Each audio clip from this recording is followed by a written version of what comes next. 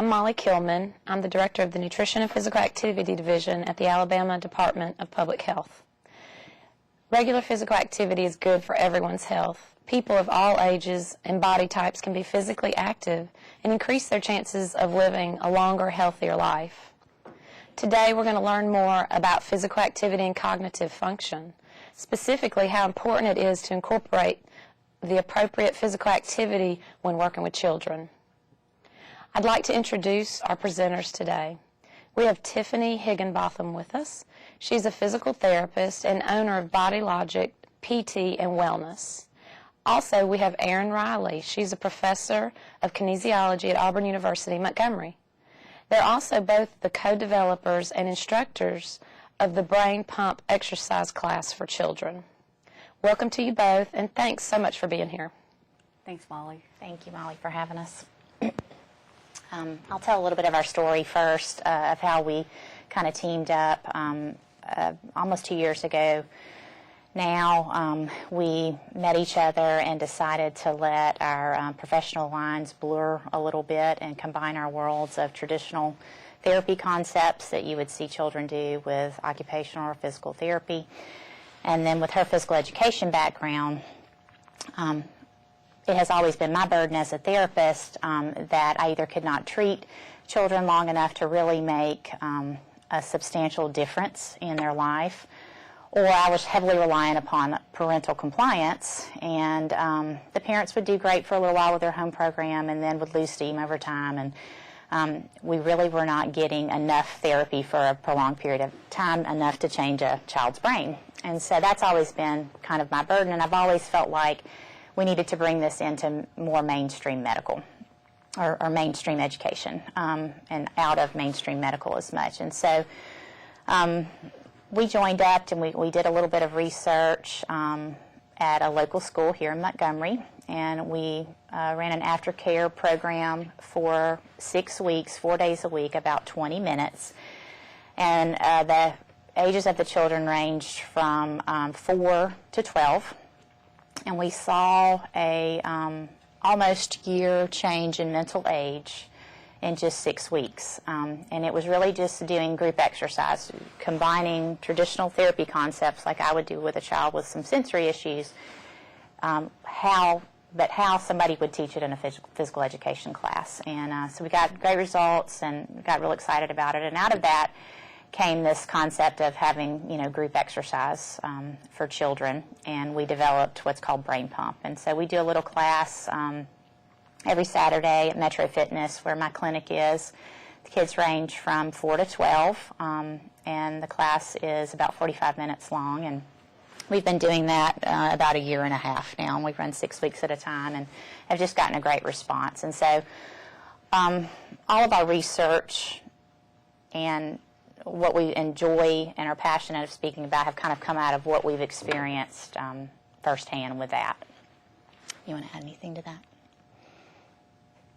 We're working on a curriculum for not only physical education, but also that could be used for after-school programs and as well as preschool programs. And so hopefully that will be ready in the fall. Okay, so basically we're just going to kind of get into, I want to give everybody a background of the science behind when we feel like educators and daycare workers, preschool teachers really understand some of the science behind how a child learns through movement, then you're going to be much more compliant to initiate some of this into your classroom. Okay, so, first of all, what I've seen, I've been a therapist for almost 20 years and really have just seen more and more children with developmental delays and sensory issues. And, there's a lot of talk of, well, do we just diagnose it better? Do we catch it quicker? I really do think we just see it more. I really do. And I think that teachers would also say that they've seen the same thing. Definitely. Everywhere we speak, every school that we've spoke at, every conference that we've spoke at, all the teachers emphatically agree when I usually say that statement that yes, I mean the teachers that have taught for 30 years, they're all shaking their heads. So they definitely just see kids with more issues these days. And so it's a lot of different ideas about why that is. But, you know, I'm going to kind of touch on each one of these and give you at least our opinion of why we think that is. It's almost like a little bit of a perfect storm that is formed. Some of it is just play behaviors changed, early education has changed, physical education has changed, nutrition and sleep, and then just general parenting. So let's talk about play behavior first. Really what I see all the time, you know, I'll have a 7 or an 8-year-old come to therapy that, you know, can't swing, can't pump their legs. Would never have seen that years ago. A child who, you know, can't skip, can't jump, can't hop, can't do a forward roll. And so what we see is that kids just really, they don't, their play behavior has changed. They don't play normally anymore, and they particularly don't play outside as much anymore. And so, you know, we really think it's mostly because the video games have replaced outside behavior. And, you know, what I always say is I'm not anti-video games. But I think it's like nutrition a little bit. It's not about that thing that you're eating is so terribly bad for you. It's just, what are you not eating when you eat that thing? And that's how I feel about video games. It's not that they're inherently bad, but when a child always has that as a choice, then what are they not doing that's really good for them when they play that video game? And so, you know, that's what we're really seeing, is that at a very early age, video games come out earlier every single year. You know, it used to be that a child wouldn't play till, say, they were 8 to 10, and now you've got video gaming systems for 2 and 3-year-olds with touch screens, and it's kids sitting in relaxed posture, not using their muscles, sitting for long periods of time and not playing normally, okay? The other thing is kids are just real risk averse, and I don't know if this is mostly because parenting has changed some, you know, in terms of just kind of more helicopter parenting of not allowing kids to be a little bit more risky with the potential of getting hurt, you know, if not, that's too high to jump off of, or that's too fast, or whatever, but a lot more kids with very risk averse behavior. Playground equipment has changed, you know, because of lawsuits of children getting injured. But some of those, you know, old-fashioned playground equipment where, you know, 10 kids would pile on and you would spin around as fast as you could until everybody was drunk and about to throw up. Those things are merry-go-rounds. Yes, those things are really good for a child's sensory system, of hanging upside down on monkey bars and, you know, jumping out of a swing. And, you know, there's so much boundaries now on how a child plays because of risk of getting hurt that their little sensory systems are suffering as a result of it. We're seeing a lack of just basic motor skills, you know, like we talked about, the ability to skip, hop, swing. And, you know, where used to you would have to go outside and beg a child to come inside, now we're seeing the opposite of, we have to kick you outside and you're begging to come back inside. So it's just this cultural shift of play behavior.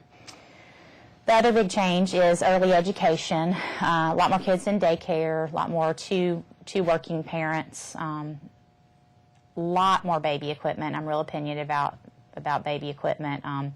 And so there's just been this huge emergence of every type of baby equipment that you can own. And so the daycares have gotten on board with that as well. And so a child will be moved from you know, an extra saucer to a bumbo, to a swing, to a car seat, to a whatever, okay?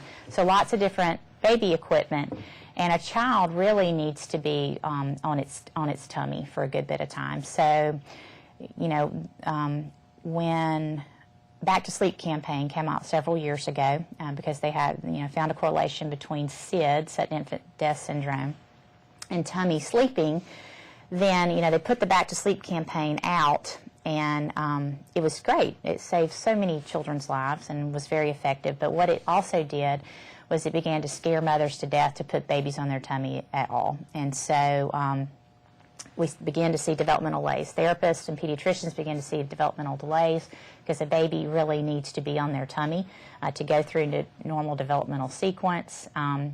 And we began to see changes in their skull, of it being a flat head, of a baby not being on its tummy. And so then they public health came out with, well, back to sleep, but tummy for play. And I still think we're just trying to undo that some, that mothers are just afraid to put babies on their tummies. And so we're always preaching, yes, they're on their back to sleep, but then when they're awake, we need to have a certain amount of tummy time. And so that is really, really important. Tummy time and creeping and crawling, creeping on your tummy and then crawling up on all fours is really reading and writing later. And so people don't really understand the importance of that, of organizing our brains, and that's what we're going to get into a little bit more. But very, very important. Shift with preschool kind of became kindergarten, and kindergarten became first grade, a lot more of a push for a child to learn to read earlier. And so a lot of times when we would be addressing a child's movement and working on things like motor skills and balance and fine motor and gross motor development, there's a lot more push now to be reading by the end of that year. And so it's kind of the perfect storm if you have a child that's maybe not spending time on their tummy, and then they get video gaming systems earlier than we would as we were children. And then their preschool or kindergarten is more geared towards reading early than moving. Then we're left with a child who did not develop their neuromotor system, is what we would call it. So just a general lack of recognizing a correlation between a cognitive readiness to learn and a physical readiness to learn. When we watch a child move, it's really giving us a little window into their brain of how well organized it is. And we can tell you physically if that child is really ready to sit and cognitively learn.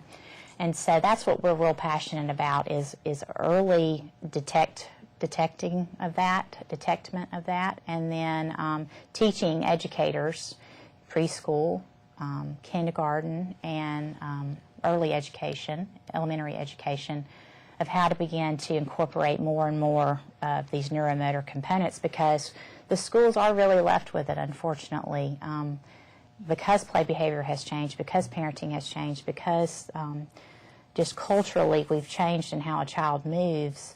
The schools are left to deal with it. And so that's what we're really trying to help with.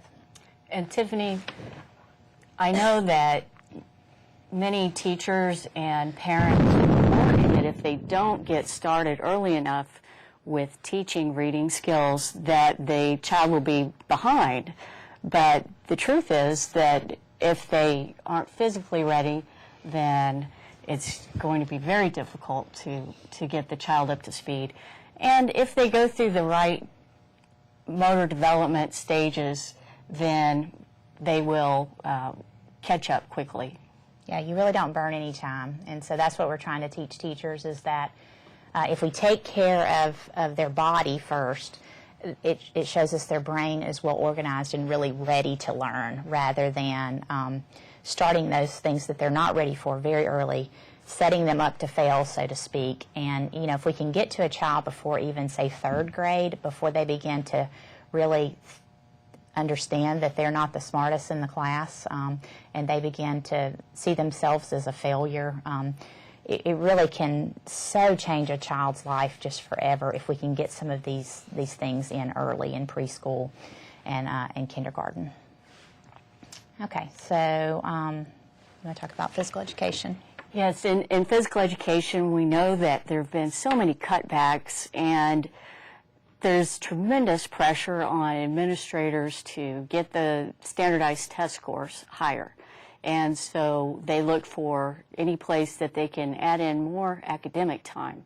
And unfortunately, that has led to cutbacks in physical education, or demands on physical education teachers to take some of their time to teach reading and other academic skills. Also, many times class sizes are way too large. Sometimes you have double, triple classes together in physical education, and so the kids are not able to get the attention that they need in those classes. And we need for all school personnel to understand how important physical activity is to academic performance. It's really key.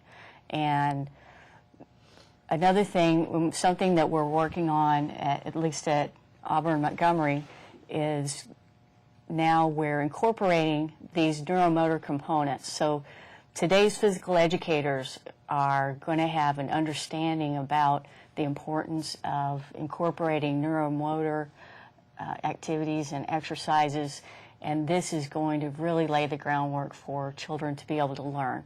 So that physical education is so important, and for just the total child, including their academic abilities. Okay, so we're going to get into a little bit of the science now.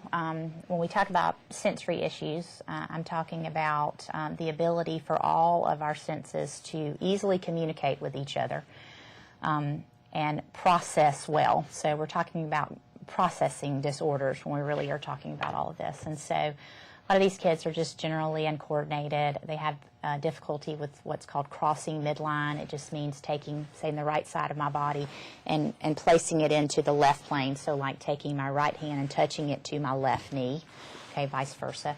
When a child can do that well, it means both sides of their hemispheres, of right and left hemispheres of their brain, are communicating well. So when they can't do that well, we know that they're not crossing the midline in their brain well either.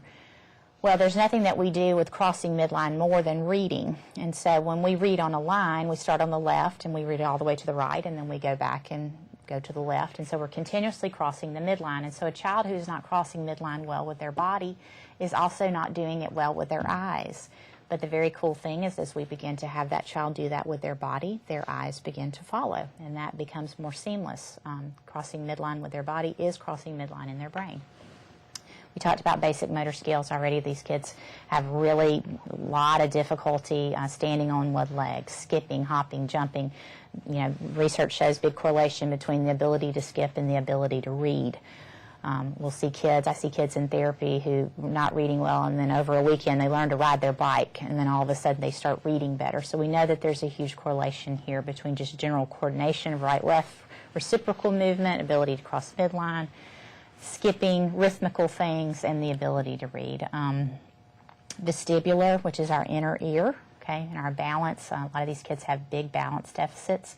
Also have proprioception, which is just body awareness, the ability to know where we are in space. And then we're going to get into what's called retained primitive reflexes. Okay, so let's talk about the reflexes a little bit first. Definition of a reflex is just the same stimulus always elicits the same response. And this is the basic necessity of survival for your central nervous system. So your central nervous system is your brain and your spinal cord. Your peripheral nervous system is all the nerves that come off of that. Okay, and these reflexes, they begin at the time of conception, and then they follow a sequential pattern, a developmental sequence. And this is what we call our motor milestones. And so, you know, what makes all of us as humans do things approximately the same amount of time are these primitive reflexes that are built within our brain. And it's not because we all of a sudden just develop the coordination and strength to do that. It is purely reflexive. It is as reflexive as me, you know, whacking your knee with a reflex hammer. It is that low brain. And so that's why all of us, you know, sit up about the same time, roll about the same time, creep about the same time, crawl about the same time, walk about the same time. It's because these are already housed in our brain and we're born with them. So every single baby is born with a set of primitive reflexes that provide rudimentary physical movement before the cortex or the high brain is sufficiently mature enough to orchestrate a controlled response. And this is a quote by Sally Goddard Blythe. She's a neurophysiologist in England that has done a lot of research with primitive reflexes. And basically, these reflexes, when a baby's born and they have all those, it makes them neurologically normal. We know that then we can test those reflexes and we say this baby is neurologically normal. We want to see those basically be gone, or the right term is integrated, by approximately 1 year of age, okay? So the baby goes through all developmental sequence to the point that they come upright and they're walking, which is approximately a year. Those reflexes go to sleep in their brain, and they're replaced by what's called postural reflexes, and we keep those the rest of our life. Okay, so some of those reflexes, some people are kind of familiar with some of them. Some of the ones that people know are like a rooting reflex. If you strike a baby's cheek and it turns to suck, sucking reflex is one. Palmar reflex, if I place your finger, something in a baby's hand, it'll grasp it. Okay, but the ones that some people don't or are less familiar with are the ones that we kind of look at for learning. And a lot of these is where your head movement is kind of attached to your arm and leg movement. And crawling, and particularly creeping and crawling, is what makes these go to sleep in our brain. And so a baby really needs to crawl a good 4 to 6 months to really integrate these reflexes. And so crawling, when we get up on all fours, and my left hand goes forward and my right knee goes forward, and I get into that rhythmical pattern that we call cross crawling, that is the first really coordinated movement that we do as humans. And so that's what begins to connect those hemispheres of our right and left brain. And it's very, very, very important. Okay, it makes these reflexes go to sleep. It connects those right and left hemispheres, and like we said, that's really learning later. Okay, but for whatever reason, and again, some of the things we've already talked about, maybe kind of the perfect storm. In some children, these are retained. So like we said, maybe not enough tummy time. They didn't crawl long enough, okay, or at all. I see a lot of kids who, the history is they never crawled. They just all of a sudden just stood up and walked, okay. And so that's automatically a little red flag for me if I hear that, or that I hear the crawling was real awkward. It was not a coordinated crawling up on all fours. It was more scooting on your bottom, or only just kind of pulling with just one hand, and they never came up on all fours. Okay, there's a lot of different crawling patterns, but we really want to see that a baby comes up all the way to all fours and has a coordinated crawl that really ensures some of these reflexes go to sleep.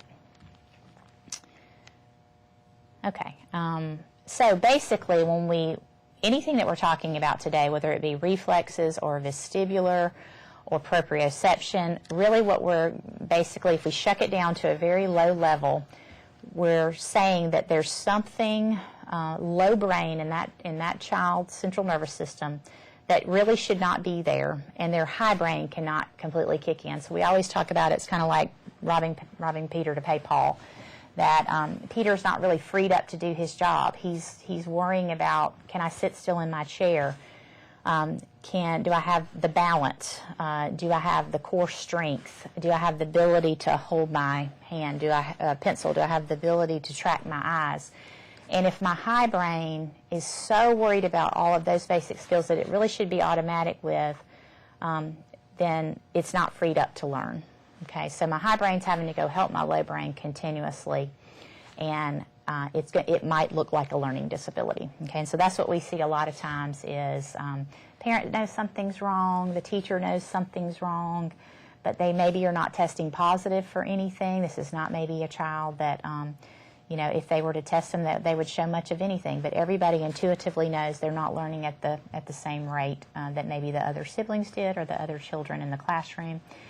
And so this can be one of the answers, is that we've got something going on with some processing and sensory systems that we need to go back and develop and take care of for that child's high brain to really be able to learn. And so that's why we're so passionate about daycare and about preschool, because if teachers really understand this so early of how important play is and how important tummy time is and limiting all of that baby equipment, then this is taken care of and we don't have to worry about it later. Okay, so this is a video of, just so you guys get an idea, this is a child that is 9 years of age, and we're going to test him for one of these primitive reflexes, and this is called an asymmetrical tonic neck reflex. Okay, so when we turn his head to the left, watch what his right elbow does. Okay, and again, remember, he doesn't even know it's doing it. This is as low brain as me whacking your knee with a reflex hammer. Okay, and if we are giving him instructions to keep his elbows straight. Okay, so his head movement is still tied to his arm movement in this video. Okay, so let's take this on to a classroom example now, okay? So if I am a student and I have and I'm right-handed, and I have a retained ATNR. Then every time I look left at maybe my teacher over here or at the board over here on the left, and I have this little bit of reflex kicking in. Now, my brain doesn't know it. I'm not aware of it. It's very low brain.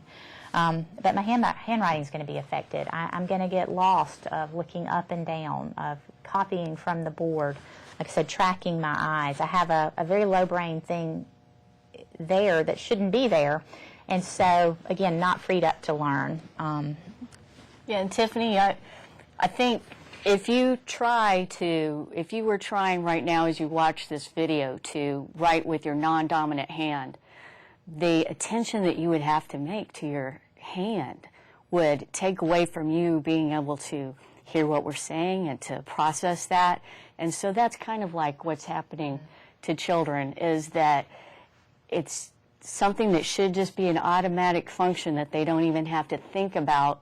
They're having to think about it just like you would if you were trying to write with the other hand, and it would be very hard for you to concentrate on the teacher. Mm-hmm. And so what we see is that, a lot of times that'll get diagnosed as a handwriting thing, even though they just have terrible handwriting. And, so they may have a fine motor delay, but what's even greater at the root is some of these retained reflexes. And as we begin to kind of take care of some of these things, then the handwriting and the fine motor skills just naturally just begin to come. Okay, STNR is also very similar to ATNR. ATNR stands for asymmetrical tonic neck reflex. STNR stands for symmetrical tonic neck reflex.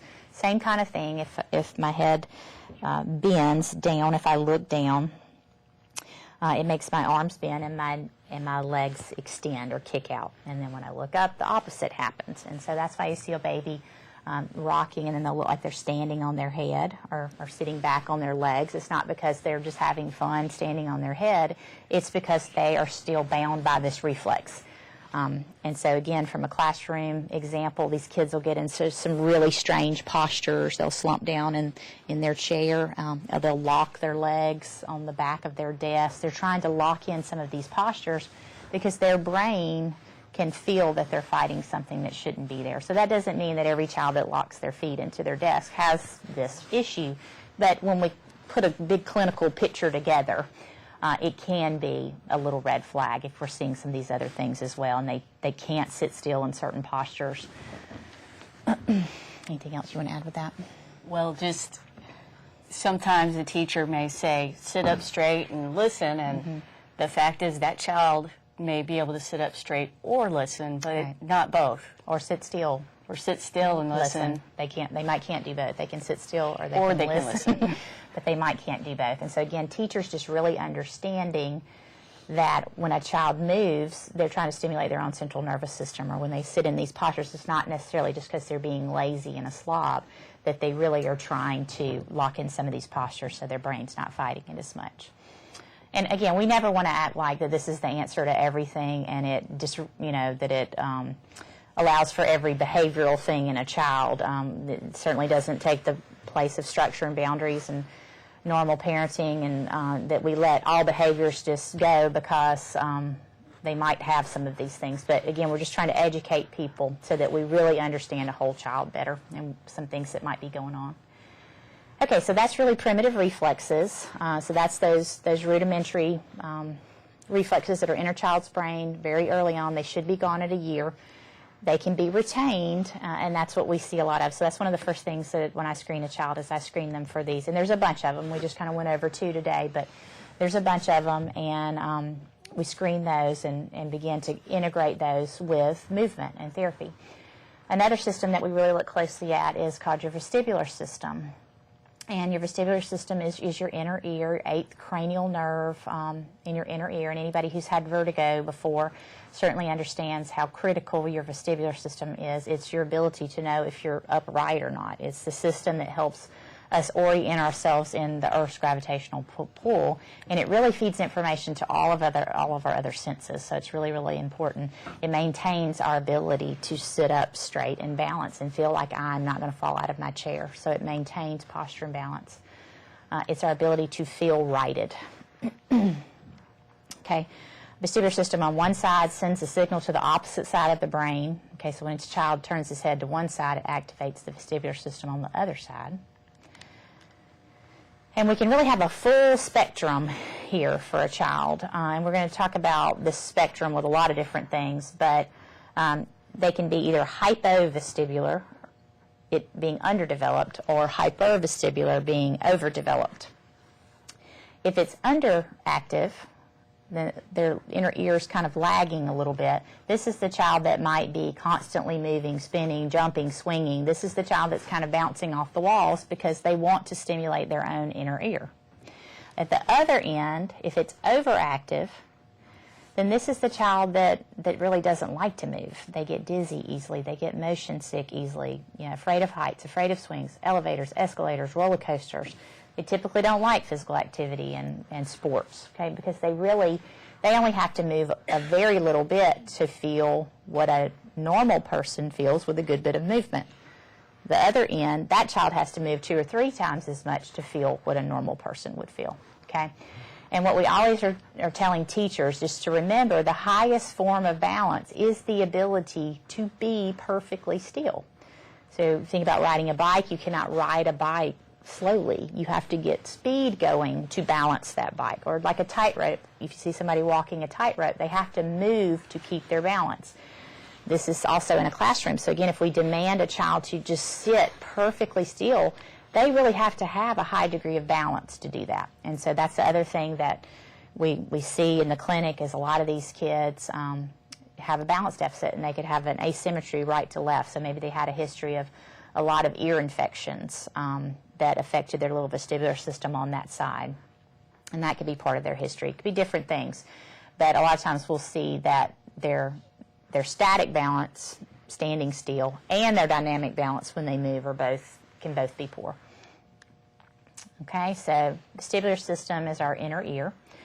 The next system, and these go closely together, is your proprioceptive system. And again, this is the ability to know where my body is in space relative to gravity and where it is relative to myself and my surroundings. So I really can approximate, without even looking at her, how far she is from me. I know where I am, so I know where she is relative to me. And this is, we know that this is critical for all learning. If I don't know my reference point, if I don't know where I am, then all of my spatial relationships break down from there. And we know that astronauts, when they go up into space and they lose that pull of gravity, that's what stimulates our proprioceptive system. They can't tell you if they're up or down or backwards or forward or what's in front or behind. They lose all spatial relationships because they don't have that gravitational pull pulling down on their system.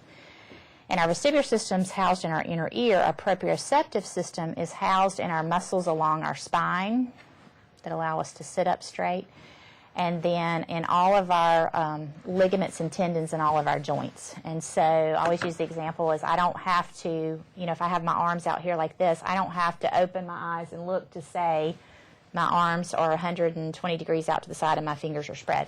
My brain tells me that. I don't have to look at it to tell you that because my proprioceptive system is constantly feeding information to my brain to tell me where I am in space. And this is truly the real sixth sense, okay? And it's the only sense that is constant because we live in a gravitational pull, okay? So this is the other place where we see that this has really gotten worse, and again, I think it's because of relaxed sitting that our kids do with video games, and when we don't play normally and we don't spend tummy time. Think about what a baby does very early on its tummy.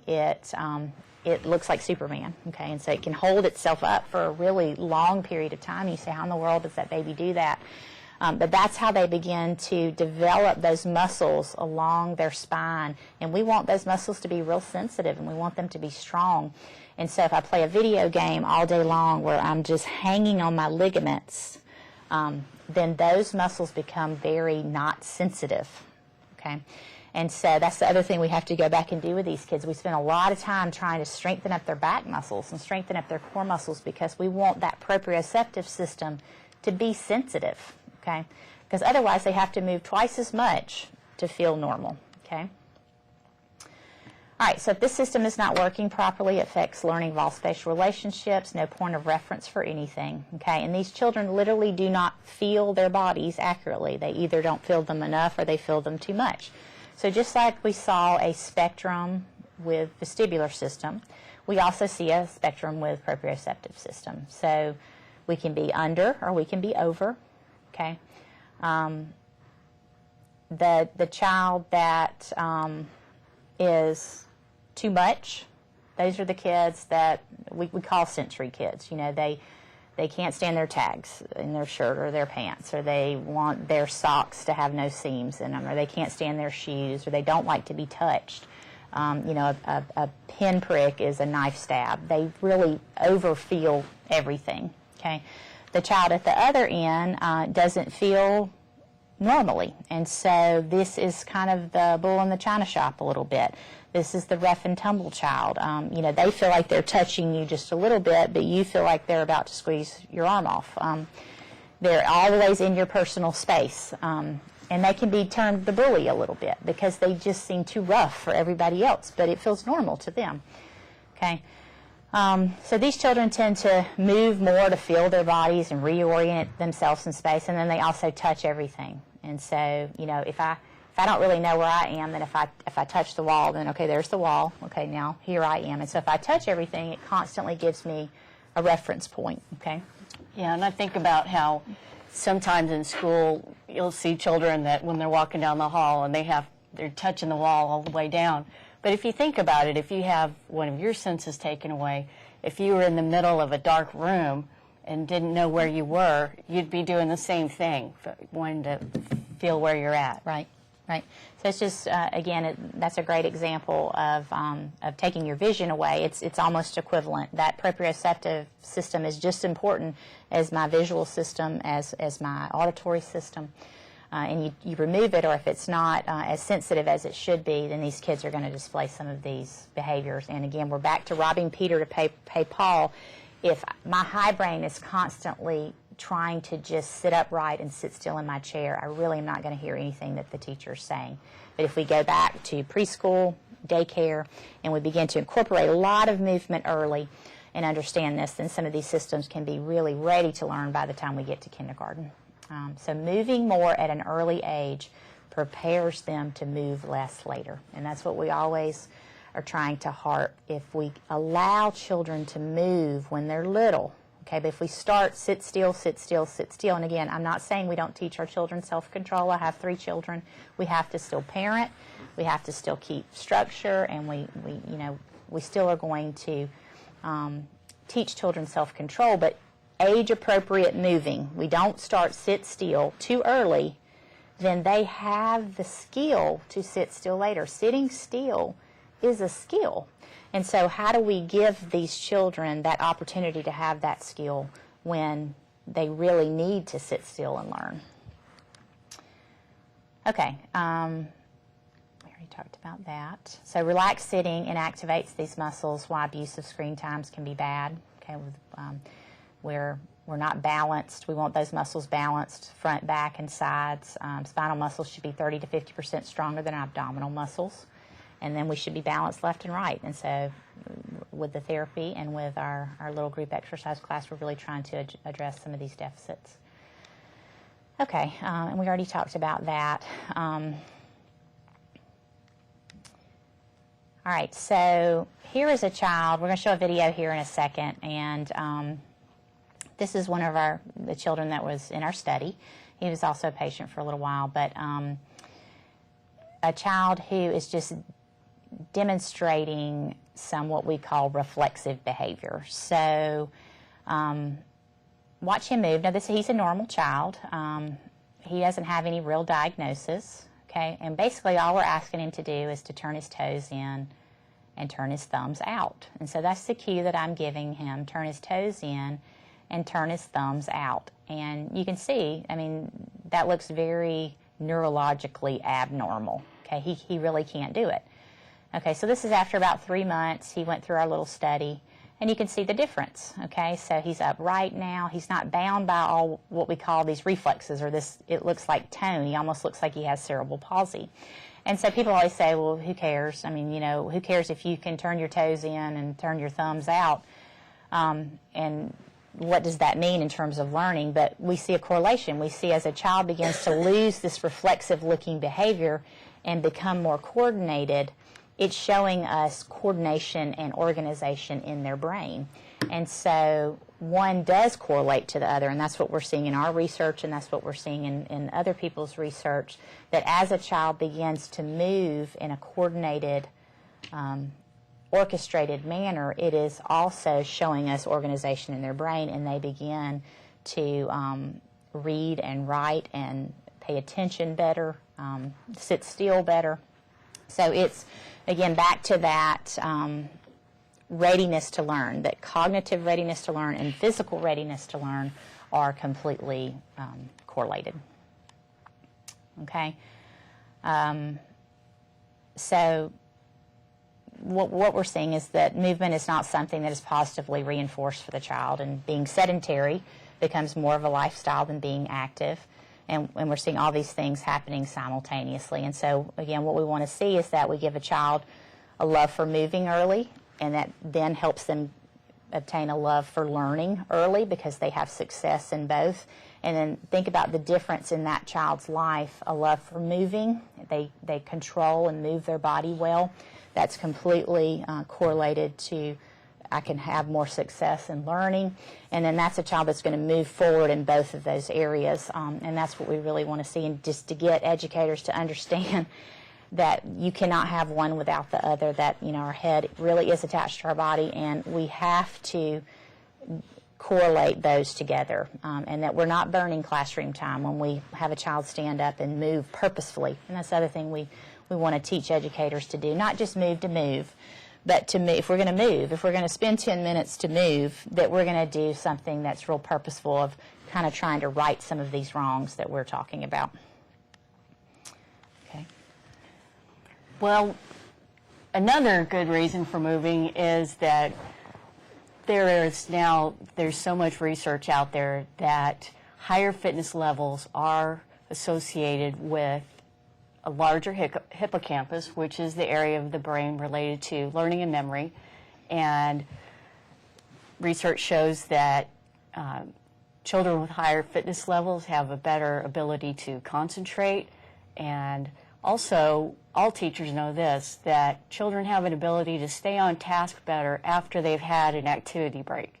So this is part of why recess is so important in the early years, and also at their preschool level, that they have lots of time to play actively. They need a lot of activity just to grow normally. Exercise also helps alleviate symptoms of stress, depression, anxiety, ADD, and so teachers should move with the kids too, because we know that they have these issues as well. So that'll help you too, teachers. Exercising moderately for a half hour after learning new information, according to one study, increased long-term recall significantly over a control group that didn't exercise after learning.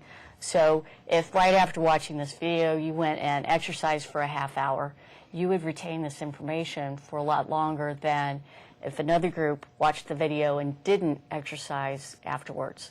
So if we tested both groups 3 hours later, both would recall about the same amount of information. But 3 days later, the group that exercised afterwards would recall much more of the information. And 3 days after that, the difference is even bigger. So for recalling information, very important to exercise. And other studies have shown that physical activity increases brain-derived neurotropic factor, which BDNF, it's also known as fertilizer for the brain. So literally, exercise builds new brain cells. It stimulates neurogenesis, also stimulates synaptogenesis.